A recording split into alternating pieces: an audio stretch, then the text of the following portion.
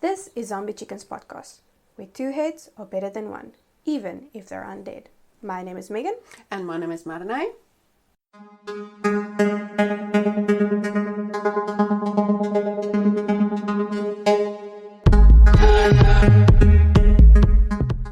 And in this episode, we are talking about folklore in Japan. Yes. Okay, so yeah, we decided because this month is our folklore month, and both Marinay and I love the culture in Japan, and we love The language as well. Yeah, so we chose Japan as one of the countries. Also, I feel like Japan has so many folklore. It's difficult. There's so many. When researching this, I always knew there was a lot, but with researching this, it's just insane how crazy I know how many there is. Yes, because if you think about it's funny because if you read about something, not something but history, the history and the bloodline of the families, it literally traces back to mythology later on. No, it is really, and the thing is, their folklore isn't also like, it's been there for years, for like exactly. From 10th century to however many years ago, where like with a country with like South Africa, because we're not, our country isn't that old compared to what Japan culture-wise. So the problem is Africa is seen as the birth of the Homo sapiens. Yes. So we have a lot of evidence of life and that. Exactly, with all the cave paintings and drawings and the findings that they get about the simple implements that they use. They use but we don't have an old like folklore. We don't have, that's like actual history. Like it's not, there's no stories. Yeah, so all that is not based on folklore. It's actual history. It's not stories that change throughout the years like with Japan. Some of them probably started with actual facts, and then throughout the years it started becoming folklore and mythology. Yeah, so Marinay will start us off with each of us are going to do two folklores each. As we did with the previous episode. Mm-hmm. So if you have not listened to that one is the South African version. So please do go give it a listen. So that's very close to home for us, episode. Of course, it is close to home, yes. I mean, we did, our regions, basically. But in any case, with this one, it's Kachikachiyama, and it's an onomatopoeia. Oh, I hate that word. Onomatopoeia. Yeah, of the sound of fire makes, and yama meaning mountain. So roughly it translates to fire, crackle, mountain. Yes. And the story is about a farmer and a badger. But they translate it to badger, but mainly it's a tanuki, which is a Japanese raccoon dog. And he's the villain in the story. But the story goes, long ago, there lived an old farmer and his wife who had made their home in the mountains, far from any town. Their only neighbor was a bad and malicious badger. This badger used to come out every night and run across the farmer's field and spoil the vegetables and the rice which the farmer spent his time in carefully cultivating. The badger at last grew so ruthless in his mischievous work, and did so much harm everywhere on the farm that the good-natured farmer could not stand it any longer, and determined to put a stop to it, he lay in wait day and night with a big club, hoping to catch the badger. But in vain, he was not successful. He then laid traps for the wicked animal. The farmer's trouble and patience was rewarded, for one fine day, on going his rounds, he found the badger caught in a hole he had dug for that purpose. The farmer was delighted at having caught his enemy, and carried him home securely bound with rope. When he reached the house, the farmer said to his wife, "I have at last caught the bad badger. You must keep an eye on him while I'm out at work and not let him escape, because I want to make him into soup tonight." Saying this, he hung the badger up to the rafters of his storehouse and went out to work in his fields. The badger was in great distress, for he did not at all like the idea of being made into soup that night, and he thought and thought for a long time, trying to hit upon some plan which he might escape. It was hard to think clearly in this uncomfortable position, so he had been hung upside down. Very near him, at the entrance of the storehouse, looking out towards the green fields and the trees and the pleasant sunshine, stood the farmer's old wife pounding barley. She looked tired and old. Her face was seamed with many wrinkles, and she was brown as leather, and every now and then she stopped to wipe the perspiration which rolled down her face. "Dear lady," said the wily badger, "you must be very weary doing such heavy work in your old age. Won't you let me do that for you? My arms are very strong, and I would relieve you for a little while." "Thank you for your kindness," said the old woman, "but I cannot let you do this work for me because I must not untie you. For you might escape if I did, and my husband would be very angry if he came home and found you gone." Now the badger is one of the most cunning animals, and he said again in a very sad, gentle voice, "You are very unkind. You might untie me, for I promise not to try to escape. If you are afraid of your husband, I will let you bind me again before his return, and I finish the pounding of the barley. I am so tired and sore tied up like this. If you would only knit me down for a few minutes, I would indeed be thankful." The old woman had good and simple nature, and could not think badly of anyone. Much less did she think that the badger was only deceiving her in order to get away. She felt sorry too for the animal as she turned to look at him. He looked so much a sad plight, hanging downwards from the ceiling by his legs, which were all tied together so tightly that the rope and knots were cutting into his skin. So, in the kindness of her heart, she believed the creature's promise that he would not run away. She untied the cord and let him down. The old woman then gave him the wooden pestle and told him to do the work for a short time while she rested.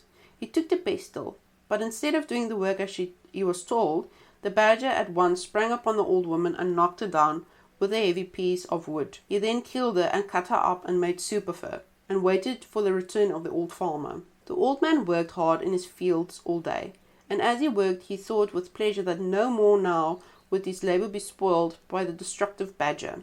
Towards sunset he left his work and turned to go home. He was very tired, and he thought of the nice supper of hot badger soup waiting for his return. He thought that the badger might get free and take revenge on the poor woman who never once came into his mind. The badger meanwhile assumed the old woman's form, and as soon as he saw the old farmer approaching, came out to greet him on the veranda of the little house. So just to clear that as well, that's not something that they mention in the story, is that the raccoons normally are shapeshifters. So they can take the form of any person or anything. It's actually in one of the Studio Ghibli movies. It's a weird movie. I did not like it. I think that's the only Studio Ghibli movie I don't like. But in any case, the badger said to the farmer, "So you came home back at last. I've made the badger soup and have been waiting for you for a long time." The old farmer quickly took off his straw sandals and sat down before his tiny dinner tray. The innocent man never even dreamed that it was not his wife but the badger who was waiting upon him, and asked at once for the soup. When the badger suddenly transformed himself back into his natural form and cried out, "Your wife-eating old man, look at the bones in the kitchen." Laughing loudly and derisively, he escaped out of the house and ran away to his den in the hills. The old man was left behind alone. He could hardly believe what had been seen and heard. Then, when he understood the whole truth, he was so scared and horrified that he fainted right away. After a while, he came around and burst into tears. He cried loudly and bitterly. He rocked himself to and fro in his hopeless grief. It seemed too terrible to be real that his faithful old wife had been killed and cooked by the badger while he was working quietly in the fields, knowing nothing of what was going on at home, and congratulating himself on having once and for all got rid of the wicked animal who had so often spoiled his fields. And oh, the horrible thought, he had very nearly drunk the soup which the creature had made of his poor old woman. Oh dear, oh dear, oh dear, he wailed aloud. Now, not far away there lived in the same mountain a kind, good-natured old rabbit. He heard the old man crying and sobbing, and at once set out to see what was the matter, and if there was anything he could do to help his neighbour. The old man told him all that had happened. When the rabbit heard the story, he was very angry at the wicked and deceitful badger, and told the old man to leave everything to him and he would revenge his wife's death. The farmer was at last comforted, and wiping away his tears, thanked the rabbit for his goodness in coming to him in his distress. The rabbit, seeing that the farmer was growing calmer, went back to his home to lay his plans for the punishment for the badger. The next day the weather was fine, and the rabbit went out to find the badger. He was not to be seen in the woods, or on the hillside, or in the fields anywhere.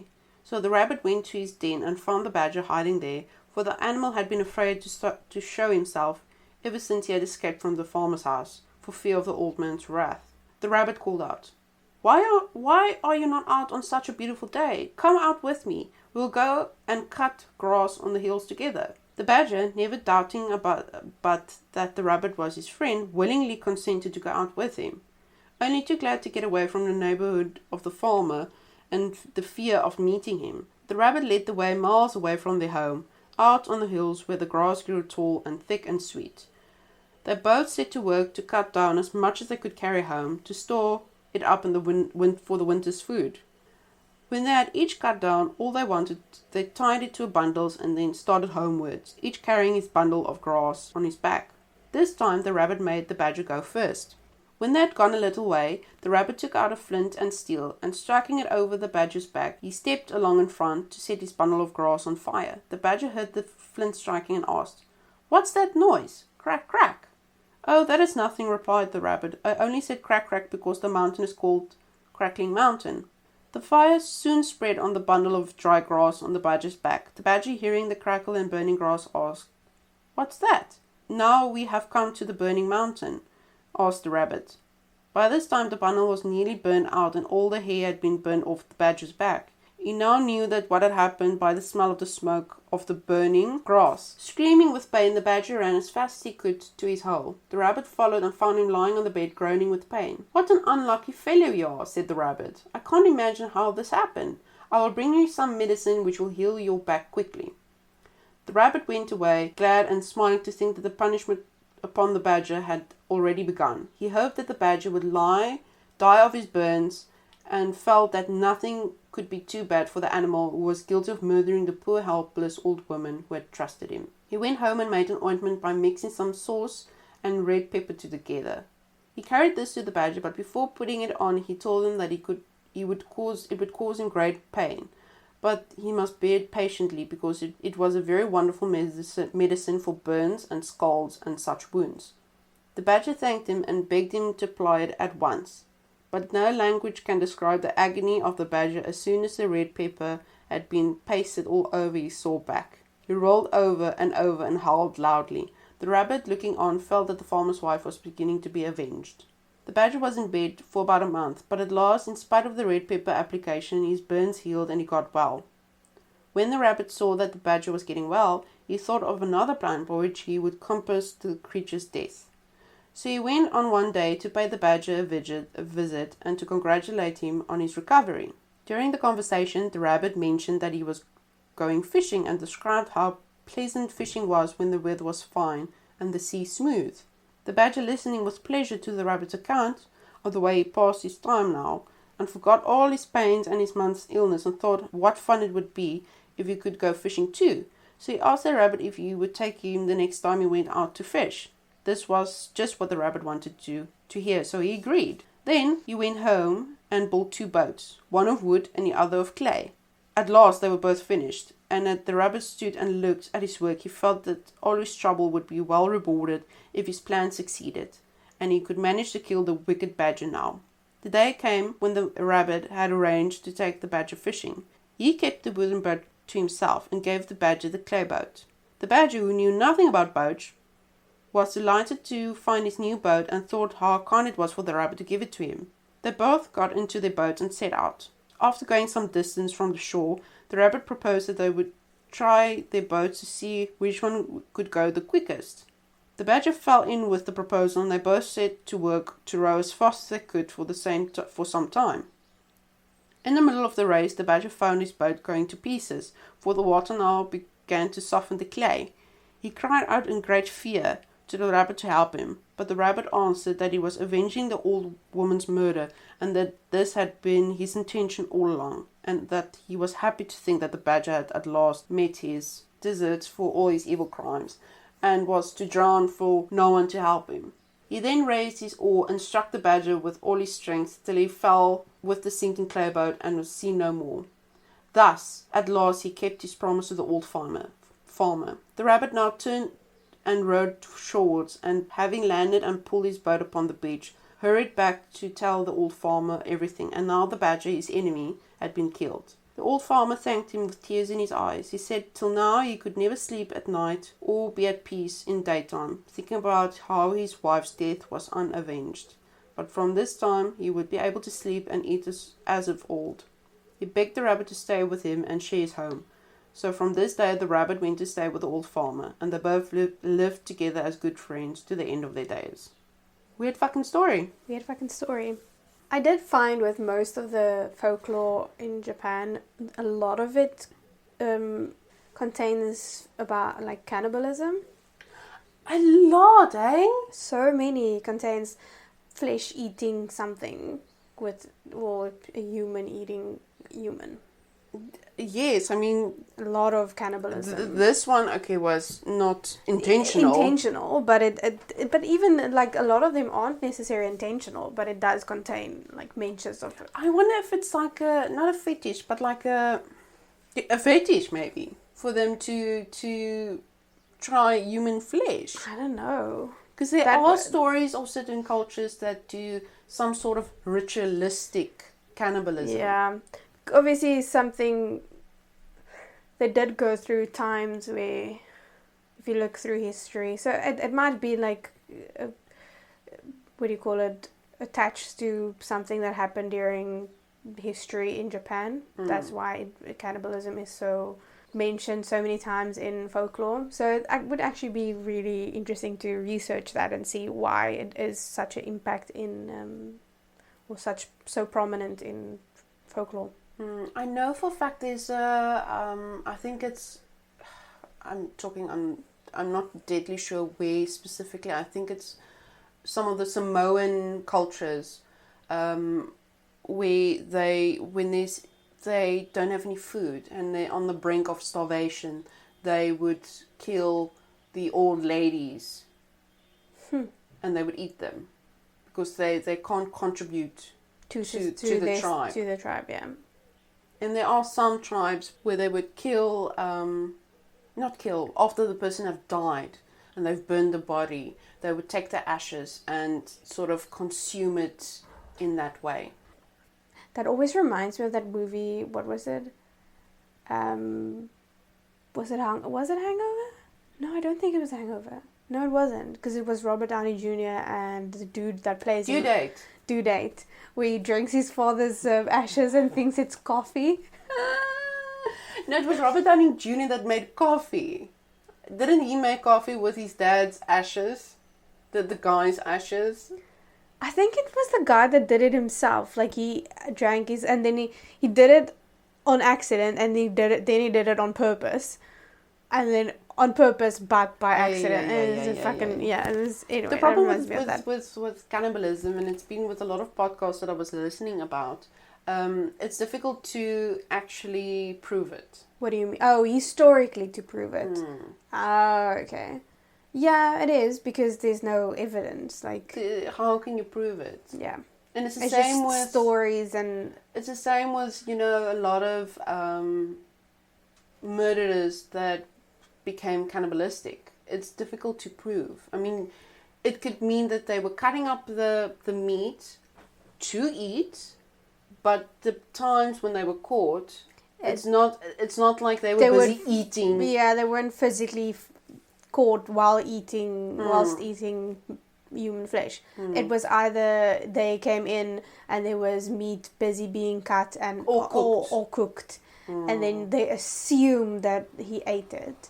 Because if you already ate something an hour ago, it's going to be basically in your system. Yeah, and the thing is you can taste. but not just that. They don't test people that's alive to see what they ate. They test victims that is dead to see what they had. It's not like they're going to perform a test. Stool sample. Perform a test on you and say, sorry, I need to see if you ate human flesh. Like, it's... yeah. And it's just meat, so you can't even check, you can't distinguish what meat it is. Exactly. So I assume we'll be a lot like pork. Yeah, because we eat everything like pigs do. Good thing I don't like pork. That's a good, good way to stop this story. Cannibalism. Okay, so mine is a folklore that turned into an urban legend. So it is quite well known in today's time period and internationally as well. Like the one that you told is more of a Japanese folklore that people in Japan usually know. Where this one is quite popular in all of the world because it got internet claim multiple times throughout the years. Oh, is it? Yes, especially on like Reddit and all those horror posts and those things. So mine is about the slit-mouthed woman. It is a very well-known. Yes, but I'll give you the first what it is about. So it's a woman wearing a face mask asks a passing child, "Am I pretty?" If the frightened youngster says she is, she asks, "Even like this?" and removes her mask to reveal a face slit from the corners of her mouth to each ear.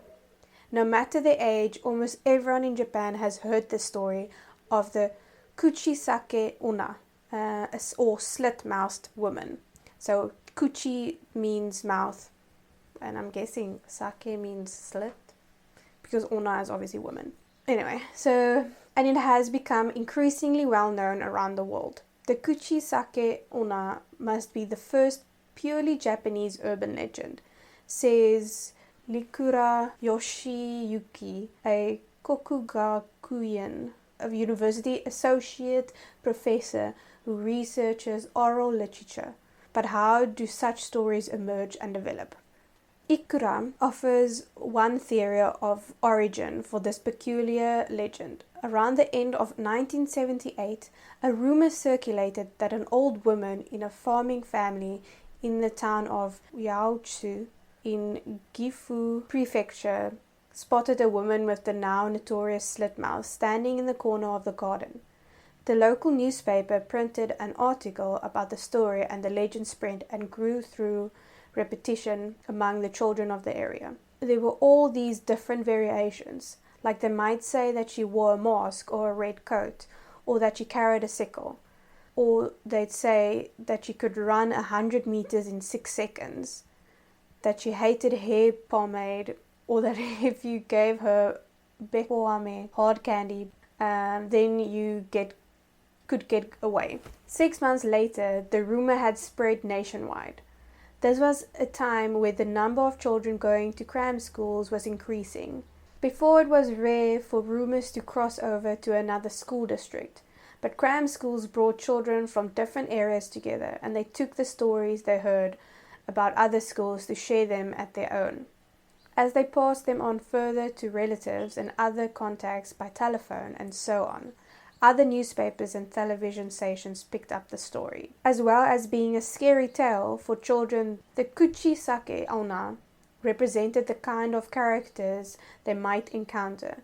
Cram schools started in the evening, and when they ended, children came out in groups onto the night streets.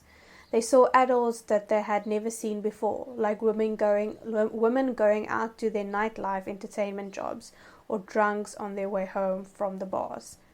As Ikura notes, this boosted anxiety among the young students about the possible presence of people who could hurt them, an anxiety projected in the Kuchisake Onna. At first, teachers and parents were also worried, conducting patrols and arranging for children to return home in groups.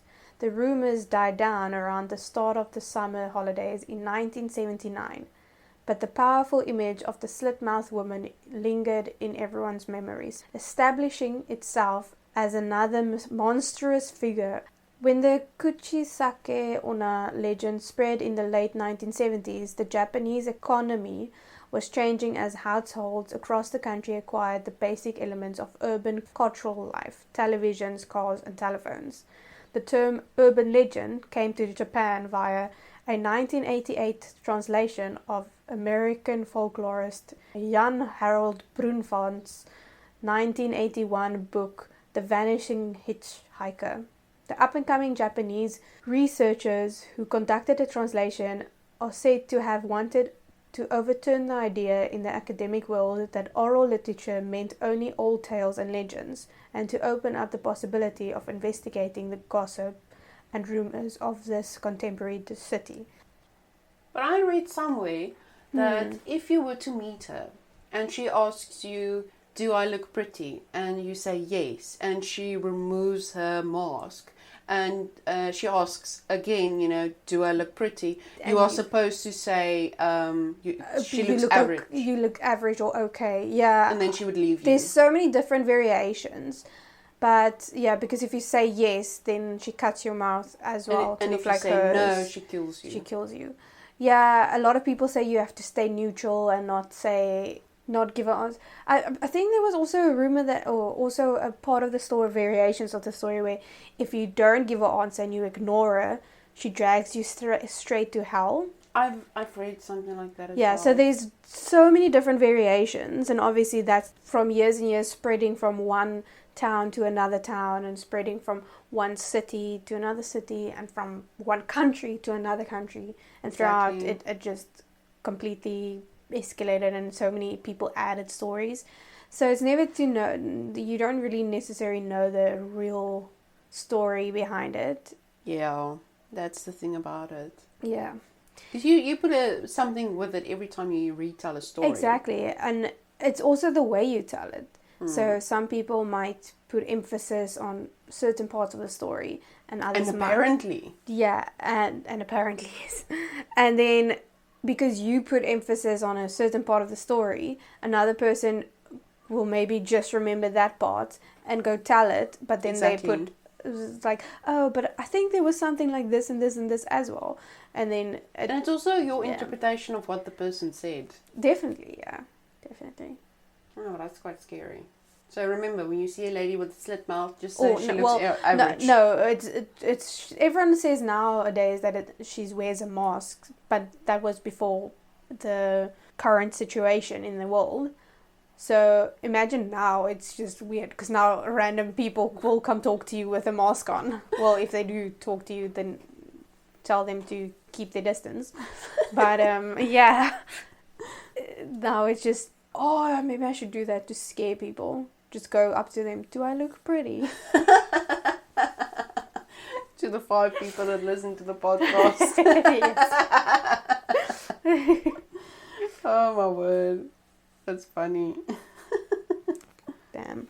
Okay, so my next story is the Tale of Oiwa. So Oiwa's story is based on real life events. That's quite scary. Okay. Which took place in the 17th century Edo. Mm-hmm. So the real Oiwa died in 1636. It was rumored that her Onryo still haunts the place where she lives, as well as those who perform her story. Mysterious disasters and deaths occurred around a number of productions, including theatre, film and television adaptations, have been blamed on the curse of Oiwa's ghost. There have been numerous attempts to appease the angry ghost. A small shrine and temple dedicated to Oiwa were erected on the ruins of her family's house in Yotsuya. After a fire destroyed the shrine in 1879, Oiwa's shrine was moved to another part of Tokyo. The shrine was again destroyed in the fire bombings of World War II. After the war, a new shrine as well as the original location of Yotsuya were both rebuilt. A gravestone at Mayogyoji. Megan, read there. Mayogyoji. In Tsukamo. Tokyo is widely believed to be Oya's actual grave. It is customary for actors and crew putting on a production of Yotsuya Kaidan to visit Oiwa's grave to pay their respects. Oiwa was married to a samurai named Imon.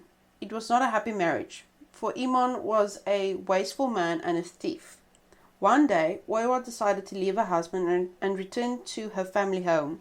Imon followed after her, but was stopped by Oiwa's father, Yotsuya Samon. Samon knew of Imon's misdeeds, and that he had stolen money from his employer, and he demanded that Imon divorce Oiwa. Imon drew his sword and murdered Samon.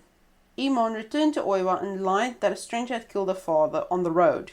He begged her to reconcile and promised to avenge her father's murder. Some time after that, Oiwa became pregnant and bore Imon a son. Times were hard.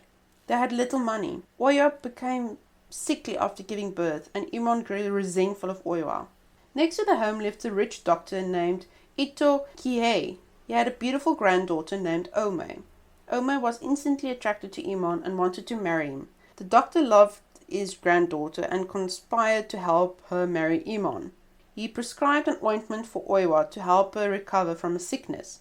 In reality, it was a poison which horribly disfigured her face. Seeing Oiwa's scarred face, resentment turned into hatred. Afterwards, Kihei suggested that Imon divorce Oiwa and marry his granddaughter instead. If he were to marry Ome, all of the wealth of the Ito family could be his to inherit. Imon was so disgusted by Oiwa's face, and Ome was so young and attractive that he agreed. Imon began pawning Oiwa's possessions, her kimono, her clothes, even her son's clothes, to have enough money to marry Ome. Because he needed a legitimate reason to divorce his wife, Imon hired his friend Takuetsu to rape Oiwa so that he could accuse her of infidelity. On a prearranged night, when Imon was out of the house, Takuetsu entered and approached Oiwa. Upon seeing her face, he was so frightened that he abandoned his orders. Takuetsu explained Imon's plans to Oiwa and then showed her a mirror. Oiwa had not known that the ointment had done to her face. When she saw her reflection, she was horrified. She tried to cover the disfigurement by brushing her hair over it, but when she touched the hair, it fell out in large bloody clumps. Oiwa went mad. She grabbed a nearby sword and punctured her own throat. As Oiwa lay on the floor bleeding to death, she repeatedly cursed Imon's name until she could breathe no more. Oiwa's body was discovered by Imon's servant Koei. When Koei delivered the news to Imon, instead of becoming upset, Imon was overjoyed. Koei became suspicious of Imon, but before he could do anything, Imon murdered Koei. He nailed Koei and Oiwa's bodies to a door and disposed of them in the river. Afterwards, he made up a lie that Koei and Oiwa had been sleeping together. He was finally free to marry Ome. Oiwa's curse did not wait long to take effect. On his wedding night with Ome, Imon had trouble sleeping. He rolled over in bed and saw right next to his face the horrible disfigured face of Oiwa's ghost. He grabbed his sword and slashed out at the ghost. Just then the illusion ended and Imon saw, but it was not Oiwa he had cut, but Ome. His new bride lay dead on the floor. Terrified, Imon ran next door to seek his new father-in-law's help. However, when he got to Ito's house, he was confronted by the ghost of the murdered Koei. Once again, Imon slashed with his sword, but no sooner had he done so than the illusion ended and he saw Ito Kihei's slain body lying on the floor. Afterwards, Imon fled into the night, but Oiwa's Onryo pursued him. Onryo is not a ghost, but a Spirit? An evil spirit. Mm-hmm. Everywhere he went, Oiwa's ghost was there. Her ruined face haunted his dreams. Her terrible voice cried out to him for vengeance. She even appeared to him in the paper lanterns that lit his way. Eventually, Imon ran into the mountains, where he hid in an isolated cabin. But Oiwa followed him there too. Haunted by Oiwa's ghost, no longer able to tell nightmare from reality, Imon descended into madness. I think that's better. Don't kill someone. Make them mad. Yeah. Take away their sanity. Definitely. Fun story. That is a very interesting story. Don't trust anyone with an ointment. Yes. There's a lot of the Japanese folklore is also about betrayal. It's just funny that it's samurai, because samurai are supposed to be these very noble men. Yeah. But I guess you have your black sheep in all your stories. I think it did say that he's a type without. I He's did a samurai without a title. Without a title, yeah. I read in one of the stories as well, he was a samurai without a title, which does give you the indication that he obviously did something to lose his title. But the thing is, shouldn't you then fall on your own sword if you were to lose your title? Because that's more of a He's probably too proud. dishonor. He's probably too proud. Probably. Do you perform the ritual where you cut open your stomach and then You cut off your your hair. Your I'm thinking of 47 Ronin, because that's very Japanese.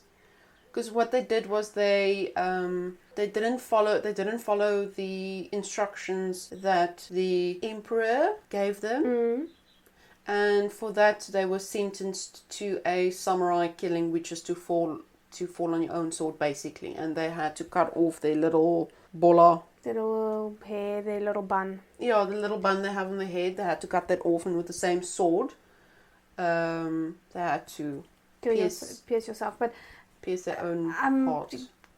I don't know enough about it to say if that's actually how it happens, because it is a movie. But I think it is very. I'm not sure. I can't say it's very accurate because I don't. Firstly, I've never seen the movie, and secondly, I don't know. It's a really good movie. I heard it's a really good movie. Keanu Reeves is amazing, but I heard it was a really good movie. I think that's how they, if I remember from reading a little bit. If you dishonor. Yeah, it's you are literally if you're lucky enough and you lose your samurai title. Not just that, if you're lucky enough and you don't have to fall on your own sword, you are disbanded and to live in exile. Okay. Basically. It's just an interesting story because I thought he would have had to kill himself.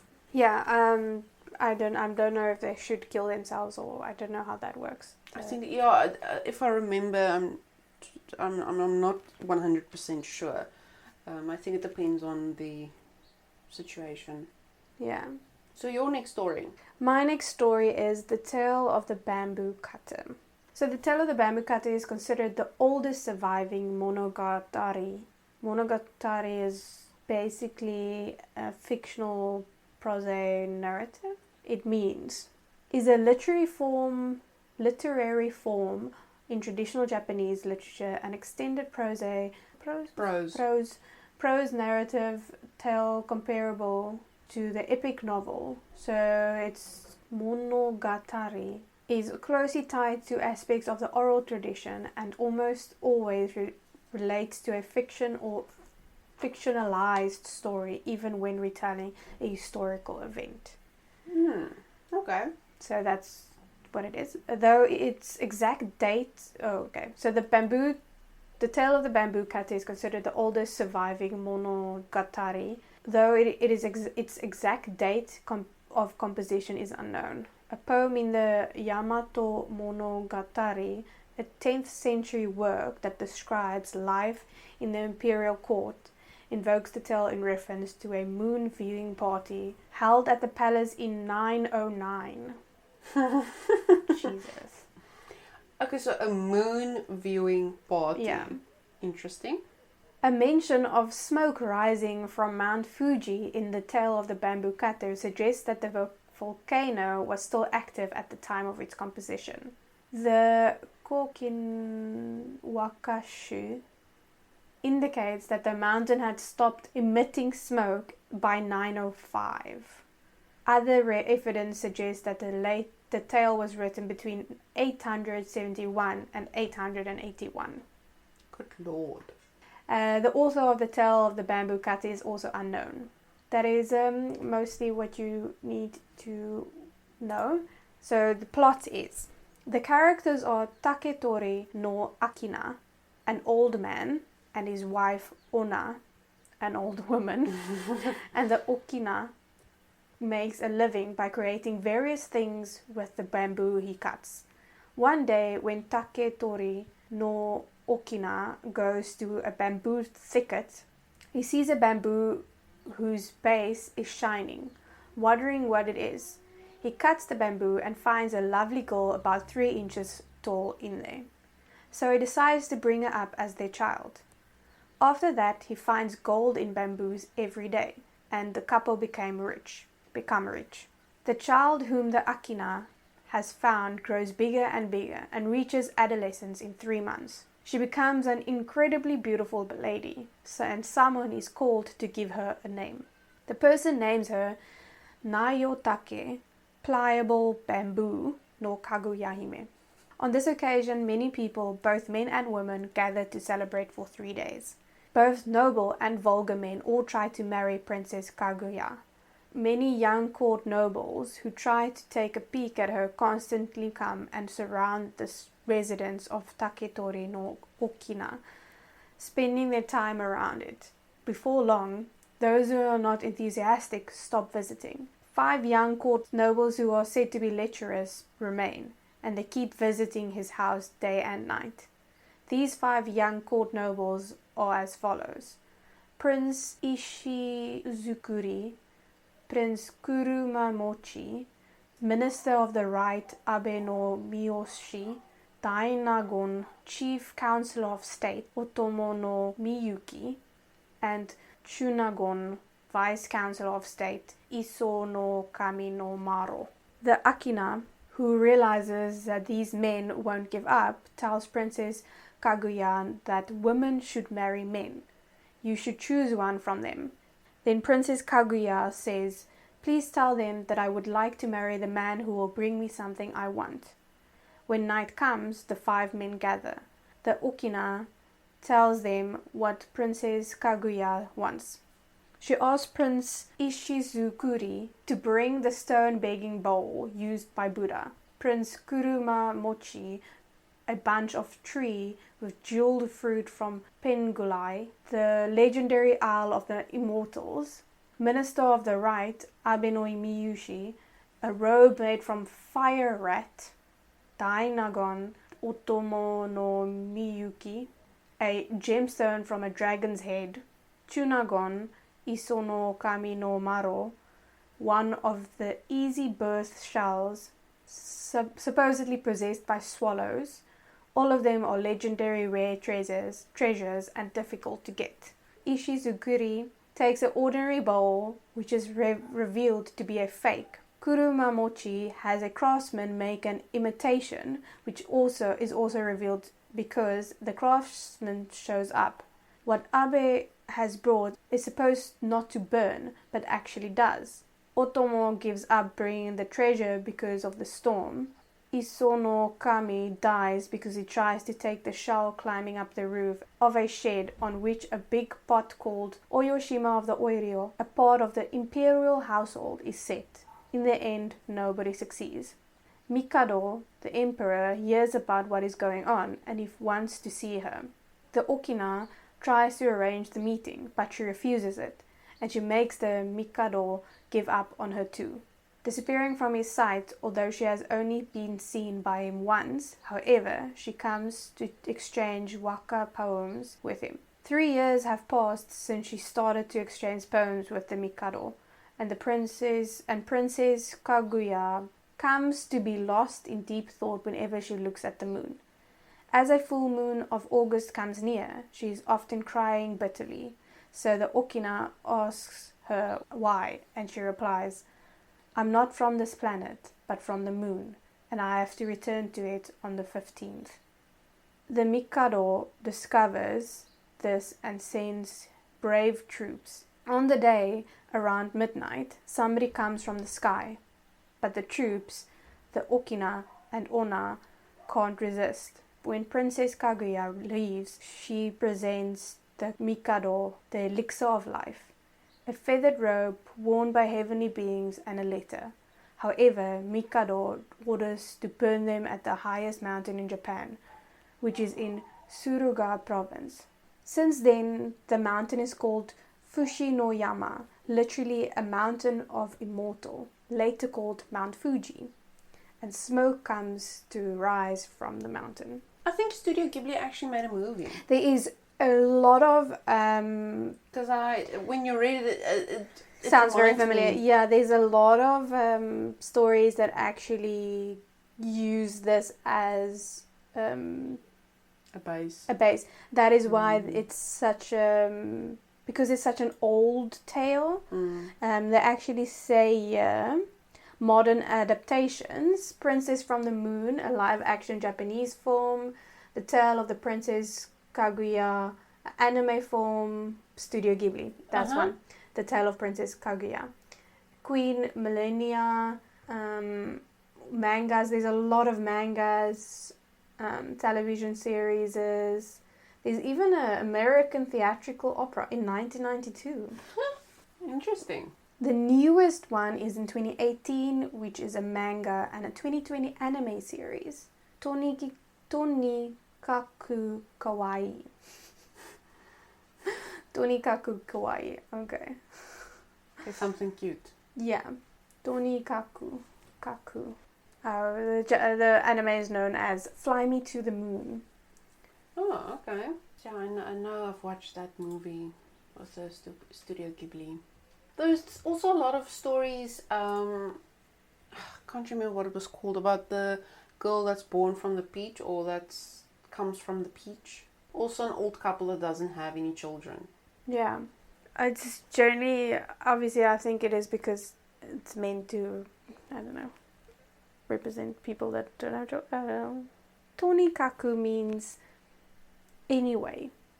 It works as a transition before concluding or making a summary statement. For now, please wait. Kawaii.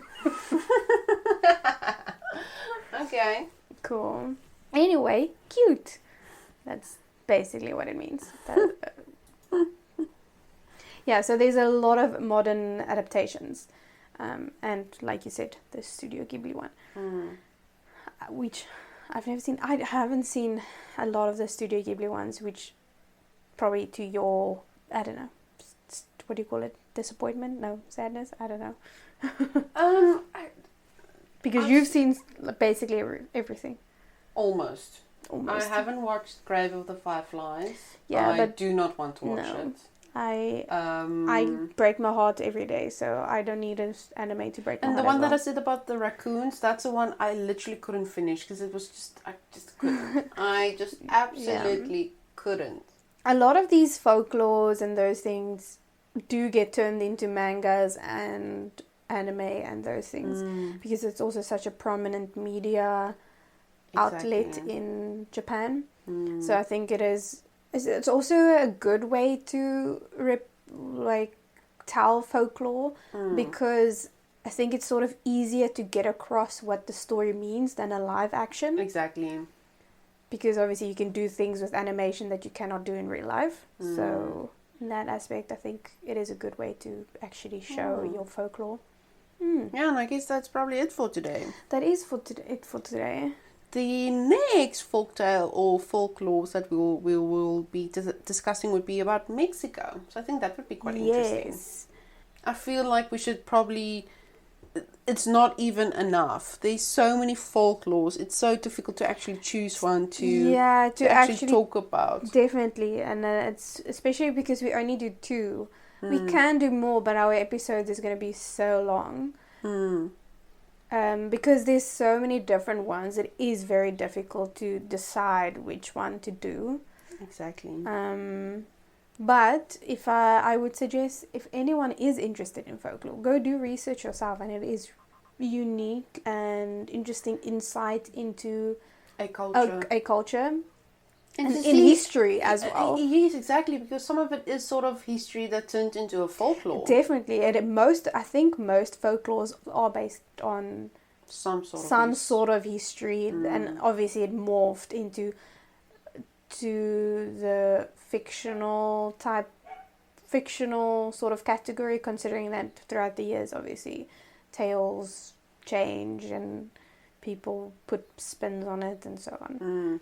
And to make it more theatrical, I would say. And also, to teach kids how to behave, obviously.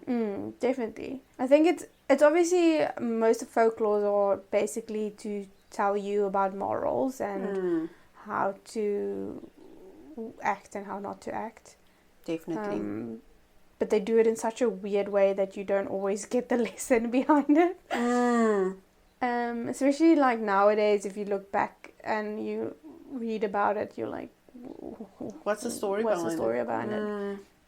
And especially doing foreign things, foreign meaning adaptations from a different language to English, you sort of lose some of the story because... And interpretation. Yeah, because... And not just that, also, I mean, different cultures varies different morals. Definitely. That is very true. So that's what we find it weird. Why they would have this story. I mean, if you think about... It's something silly, but if you think about...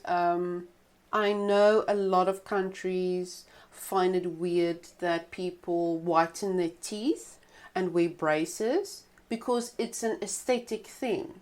But we find it difficult. We find it weird when they do those, you know, like some of the people from Fiji and those that do facial tattooing. You know, that's very interesting. And scarring. And, exactly. Yeah, we find it weird, but for them it's part of their culture. Yeah, definitely.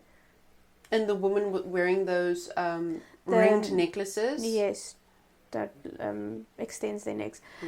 Weirdly enough, I actually saw a video or something on YouTube about this woman that actually has naturally she has a disorder. I think she has something that makes her limbs really, really long. I think her neck is like 7 inches. Jeez. Yeah. And all her limbs are really, her arms, her legs, her neck is extremely long. So, and in that comment, it actually said the woman that stretches the neck with the wire, they'll be very jealous. Because obviously they take years and pain to create that extension. And the thing is, they can't remove it. If they remove it, their neck can't hold up itself. I know. It's weird. Because what it initially does, it your shoulders pushes down. It doesn't elongate the neck. It just pushes your shoulders down. Your shoulders down, where it gives the impression of a long neck. Like, see, we find it weird, but that's part of their culture. And same as like the woman and with the earlobes. The earlobes. And the lips. And the lips as well, the bottom lip. But those are the men, I think. I think the women do it too. Do they do it too? Yeah. Don't know too much about it to say. But yeah, so all those things. And obviously the big one, female genital mutilation, which is a major thing. It's a major thing, yeah. That sadly still goes on till this day. Yeah. I know in African nations, when a woman starts going into puberty too young and their breast develops too early, they put heated stones on their breast to stop, and it obviously mutilates their breast because because they say that if you have breasts at too young of an age, you're gonna tempt the men, so you shouldn't be sexual. You shouldn't look sexualized, you know. You shouldn't look sexual. So they do hot stones and burn the children's breasts. But yeah, so it's things like that we don't necessarily find. It's not normal in our eyes because it's not part of our culture. But it comes to the thing about whether what is morals. Exactly. What is culture, and where's the bridge between this two, and what is right and what is wrong. Yeah. It's a very, very, very grey area and very difficult. Extremely, yeah. And also, what we find what is wrong and what is right is told by someone. Exactly. Who's to say that person that says this is right and this is wrong? It's a difficult thing.